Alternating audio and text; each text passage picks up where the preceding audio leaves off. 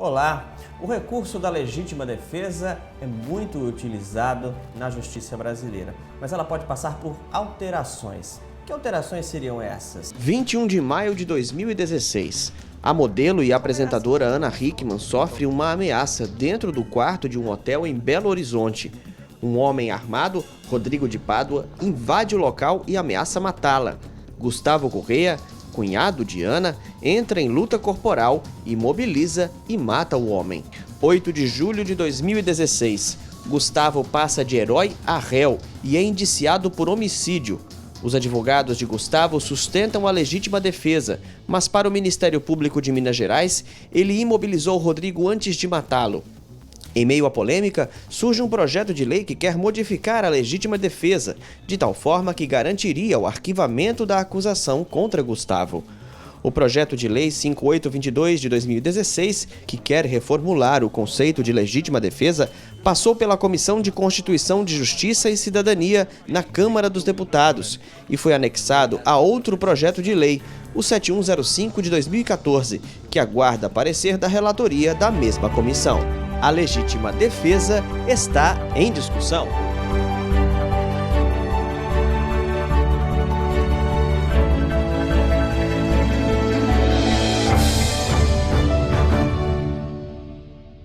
Para entrar nesta discussão, nós estamos com duas pessoas que entendem bem do assunto.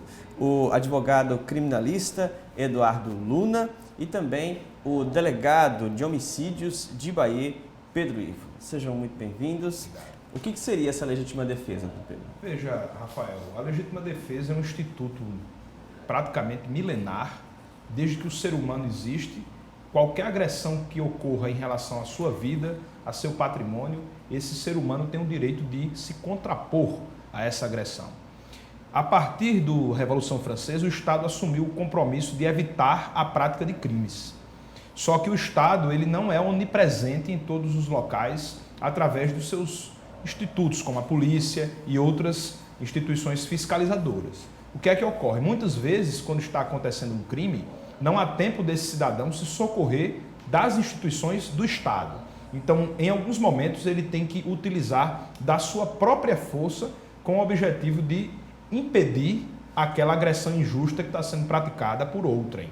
Então, a legítima defesa, como o próprio nome diz, a defesa tem que ser legítima, ela somente é resguardada pelo direito quando ela for aplicada contra uma agressão injusta, oriunda de outra pessoa, e quando esses meios que forem utilizados para reprimir aquela agressão forem meios moderados. Essa legítima defesa pode ser feita pela própria pessoa que está sendo vítima da agressão, e essa agressão pode ser a vida, ao patrimônio ou qualquer bem jurídico daquela pessoa, ou a legítima defesa de terceiros.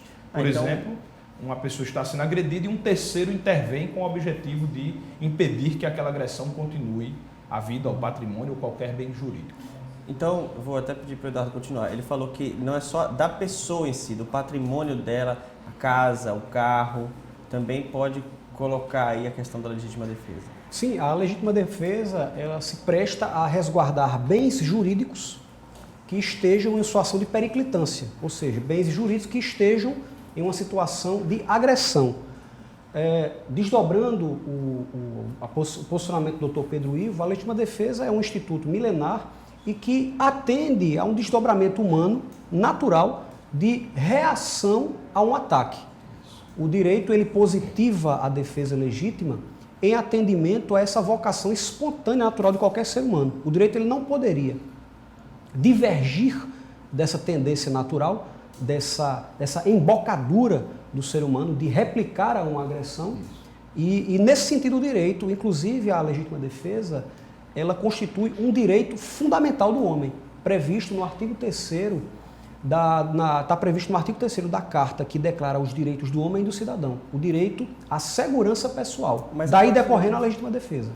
Falando de um jeito mais mastigado assim, isso significa que qualquer pessoa que me atacar, eu posso me defender atacando de volta também? Porque se a gente pensar assim, daqui a pouco está todo mundo se atacando no meio da rua. É interessante essa sua pergunta, Rafael, porque a legítima defesa ela não pode ocorrer sem critérios e sem limites. Porque, como eu falei no início, numa linguagem até técnica, o monopólio do exercício do poder é do Estado.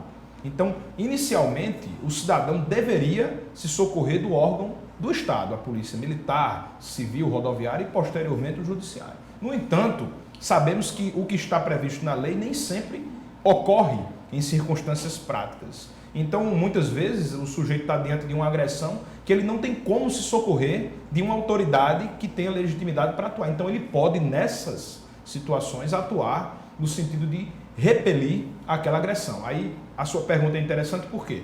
Ele pode fazer isso de qualquer maneira? Não. Ele pode agir sem limites e moderadamente? Não.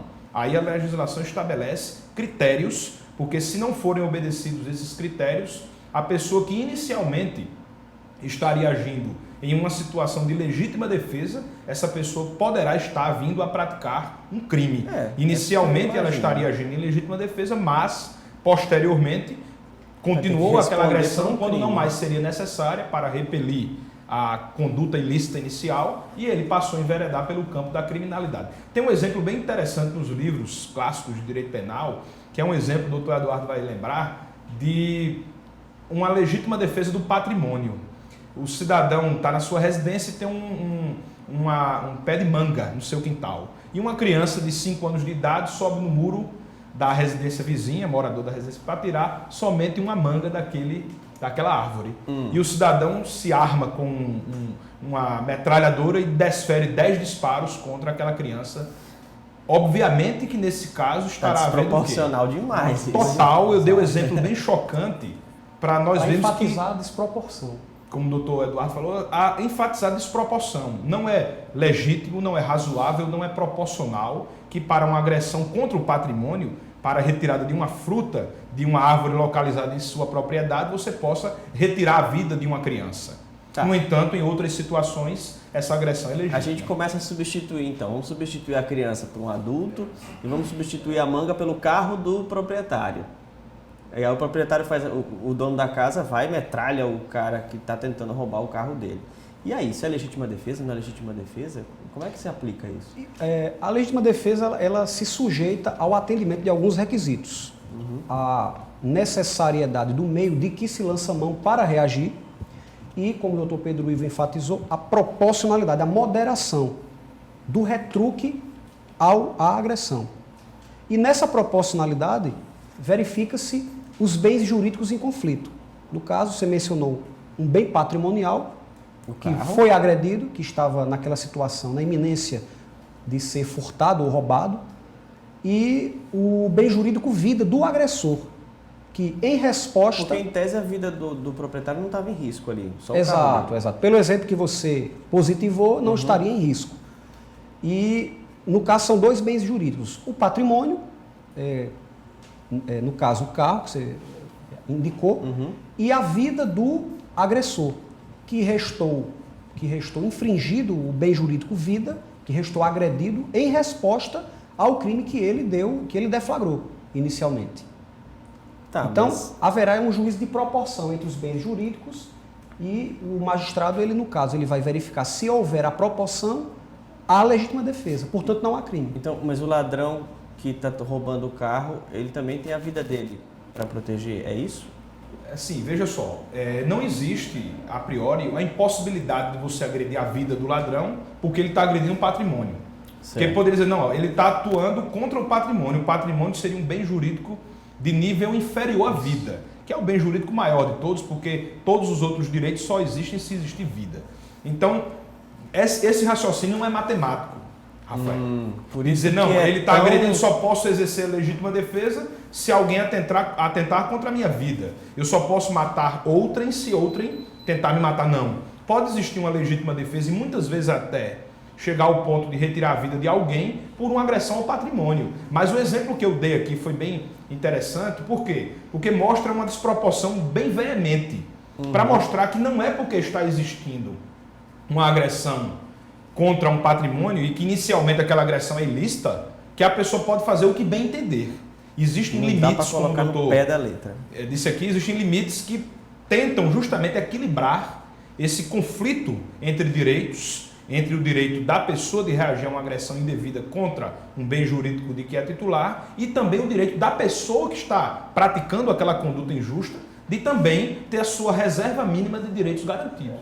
Eu me deparei até com uma situação interessante na delegacia de um indivíduo que estava praticando roubos ali nas imediações da Epitácio Pessoa, próximo a uma faculdade, em que os estudantes da instituição perceberam a prática daquele crime e muitos chegaram ao local e conseguiram conter o indivíduo e passaram a agredir aquele indivíduo fisicamente.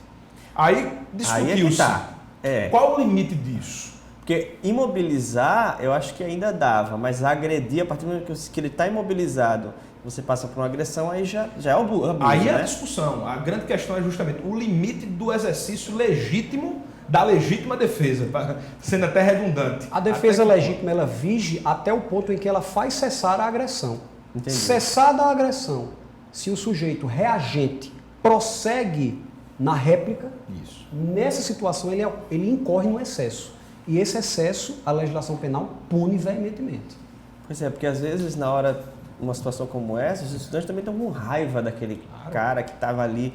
No exemplo figurado pelo delegado, na medida em que a tendência criminosa do assaltante ela restou cessada, qualquer violência desferida em detrimento, em desfavor do assaltante, seria sim crime.